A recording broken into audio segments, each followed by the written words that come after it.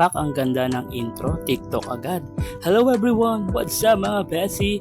Welcome to my mini vlog number 3. Ngayong araw ay meet up namin ng mga co-affiliates ko sa TikTok at super excited talaga ako makita sila.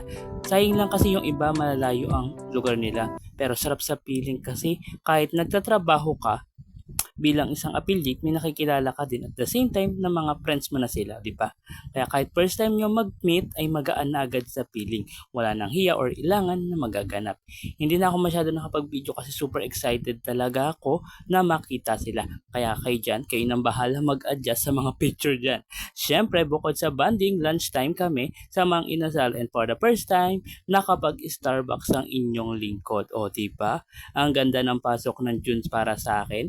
Sana hindi lang ngayon June, pwede rin sa buong taon, maganda rin ang pasok. And then, syempre sa mga kasamahan kong affiliate dyan, maganda din ang kanilang pasok para sa atin. At syempre bilang isang affiliate, isa ko ito sa masasabi ko mapagdadaanan ko bilang or journey ko na mapagdadaanan. Ngayon, wala pa tayo sa pinakataas pero nagsisimula pa lang tayo. Nagsisimula pa lang at ito na magugustuhan at magugustuhan nyo ang bawat mga pangyayaring magaganap sa inyo. Hindi nyo masasabi na ay hindi pala mahirap maging affiliate. Masarap sa piling maging isang affiliate. Kaya sa lahat ng mga nanonood dyan, maging inspirasyon to katulad ng pagiging inspirasyon ko sa kanila. Kaya ko sa inyo, huwag sumuko sa inyong mga pangarap. Ayun lang, salamat!